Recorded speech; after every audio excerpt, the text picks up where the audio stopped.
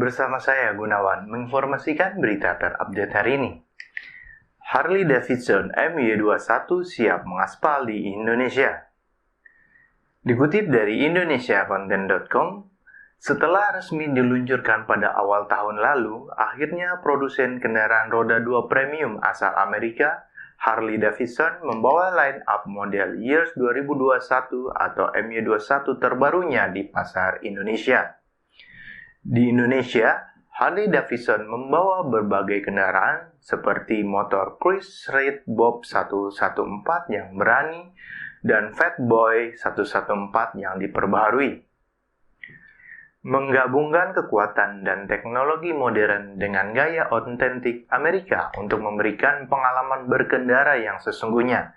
Model Street Bob 114 ini hadir dengan serangkaian pembaharuan berat melalui mesin Milwaukee Eight 114 yang bertenaga, membuatnya menjadi model soft tail yang paling ringan. Street Bob hadir dengan kelincahan dan responsif dan juga bertenaga yang dibanderol mulai dari 625 juta rupiah. Sedangkan motor legendaris Fatboy 114 yang tampil baru dengan krom yang berilian dibanderol mulai dari 680 juta rupiah. Untuk varian yang paling tangguh, Harley Davidson membawa lini Touring 2021, termasuk trio Hot Rod Bagger dengan gaya dan fitur baru yang dibanderol mulai dari 850 juta rupiah. Hadir dengan desain yang kokoh dan tenaga mesin Milwaukee Eight, motor Road King Special, Road Glider Special, dan Street Glider Special ini menggabungkan penguasaan jalan dengan kemampuan berkendara jarak jauh milik chassis Harley Davidson Touring. Untuk mengekspresikan diri sendiri serta opsi gaya dengan tren terbaru sudah tersedia seperti pilihan warna two-tone untuk motor Street Glider Special dan Road Glider Special, serta rangkaian pilihan warna 2021 untuk model Road King Special. Informasi berikutnya, dongkrak popularitas filsuf sains launching kitab filsafat. Dikutip dari indonesiacontent.com, Sadra International Institute atau SAINS melalui Departemen Riset dan Publikasi melaunching buku yang berjudul Kitab Filsafat. Buku karya Ayatullah Misbah Yazdi menjadi bahan diskusi dalam bedah buku tentang apa karir sebenarnya seorang lulus filsafat atau filsuf. Dosen STF Diyarkara, Jakarta, Dr. Budi Munawar Rahman MA, mengungkapkan tentang minimnya kajian filsafat di kalangan dunia pendidikan di Indonesia. Menurutnya, sebagai sebuah ilmu filsafat tidak terlalu populer dalam masyarakat di Indonesia. Bahkan, kadang-kadang masyarakat mencela ilmu filsafat sebagai ilmu yang tidak berguna, dikarenakan manfaatnya tidak terlihat secara langsung. Karena ketidakpopulerannya filsafat, perguruan tinggi di Indonesia yang mengkhususkan diri pada filsafat murni hanya ada 3. Di antaranya, Fakultas Filsafat UGM Yogyakarta untuk pengembangan filsafat Pancasila. Di antaranya Fakultas Filsafat UGM Yogyakarta untuk pengembangan filsafat Pancasila. Pasca Sarjana bidang filsafat UI untuk filsafat budaya. Dan Sekolah Tinggi Filsafat Diyakara bidang filsafat murni. Hadirnya buku kitab filsafat ini adalah menyadarkan kembali posisi manusia yang dikaruniakan akal sebagai alat nalar dari Tuhan. Filsafat adalah penggunaan atas nalar manusia. Hadirnya buku kitab filsafat ini adalah menyadarkan kembali posisi manusia yang dikaruniakan akal sebagai alat nalar dari Tuhan. Filsafat adalah pengguna atas nalar manusia.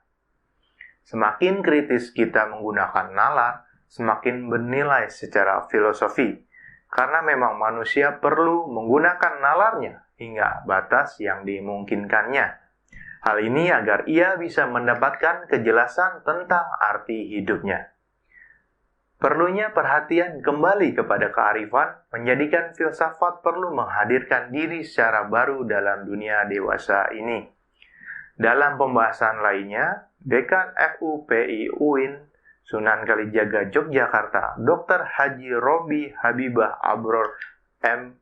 Hum mengatakan, dalam kasus di mana banyak buku-buku filsafat diterbitkan, jurusan-jurusan filsafat dibuka, diskusi, seminar, dihelat di mana-mana. Namun tetap saja filsafat bukan sesuatu yang menarik perhatian publik dibandingkan isu politik, ekonomi, dan sebagainya. Hadirnya kitab filsafat terbitan Sada Press ini adalah menjawab sebagian keprihatinan atas permasalahan di atas. Minimal kitab filsafat ini bisa menjadi pengantar sekaligus pemandu yang baik mengenal dunia filsafat sekaligus, karena mudah dicerna oleh orang awam sekalipun. Kitab filsafat bisa jadi wahana memasyarakatkan filsafat dan memfilsafatkan masyarakat. Diakui atau tidak, di era kita ini, peran filsafat tidak segreget di masa lampau. Peran filsafat banyak diambil alih oleh ilmu pengetahuan. Filsafat dianggap sebagai ilmu usang, tidak fungsional, tak memberikan profesi yang menjanjikan, tidak relevan.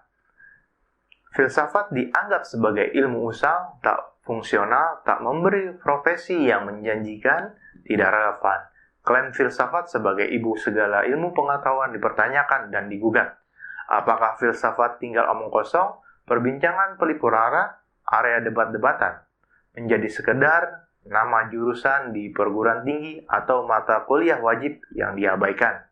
Hadirnya buku kitab filsafat ini diharapkan bisa menjawab sekaligus mengembalikan fungsi utama dari ilmu filsafat itu sendiri di kalangan akademi dan masyarakat pada umumnya. Informasi berikutnya. Ekonom UGM, sembako jangan dipajaki sampai kapanpun, cari sumber pajak lainnya. Dikutip dari indonesiacontent.com, Ketua Tim Ahli Pusat Studi Ekonomi Kerakyatan atau Pustek Universitas Gadjah Mada, Catur Sugianto mengkritik keras rencana pemerintah untuk memungut pajak sembako. Menurut dia, sembako jangan dipajaki sampai kapanpun. Catur menduga ada kondisi genting dalam pengelolaan APBN di balik rencana pajak sembako itu. Catur yang merupakan guru besar FEB UGM dan konsen pada ekonomi pertanian menolak rencana pemerintah dan Dewan Perwakilan Rakyat atau DPR memberlakukan pajak terhadap barang kebutuhan pokok, sebab pajak tersebut dinilai semakin memberatkan masyarakat yang saat ini sudah terkena dampak ekonomi akibat pandemi COVID-19. Pemerintah berencana mengenakan pajak pertambahan nilai atau PPN terhadap barang kebutuhan pokok yang sangat dibutuhkan oleh rakyat banyak. Rencana itu tertuang dalam draft revisi kelima Undang-Undang Nomor 6 Tahun 1983 tentang Ketentuan Umum dan Tata Cara Perpajakan atau RUU KUP. Bila sebelumnya barang kebutuhan pokok yang sangat dibutuhkan oleh rakyat banyak atau sembako termasuk objek yang tidak dikenakan PPN, namun pada draft revisi aturan baru tersebut sembako tak lagi dimasukkan ke dalam objek yang PPN-nya dikecualikan. Sebenarnya di negara maju sekalipun tidak pernah menerapkan aturan pemberlakuan pajak pada bahan pokok karena dianggap itu menjadi kebutuhan dasar bagi orang untuk memenuhi sumber pangan. Rencana kebijakan menarik pajak dari sembako mengindikasikan bahwa APBN Indonesia dalam keadaan genting sehingga perlu diselamatkan. Padahal kondisi tersebut perlu disampaikan secara terbuka. Memberlakukan pajak sembako sangatlah tidak tepat, meskipun pajak merupakan bentuk sumbangsi warga untuk negara. Seharusnya pemerintah mencari alternatif sumber pendapatan lain dan melakukan penghematan secara besar-besaran serta memperkuat pengawasan. Demikian informasi dalam berita terupdate hari ini. Nantikan informasi terbaru lainnya hanya di kanal YouTube di channel kami.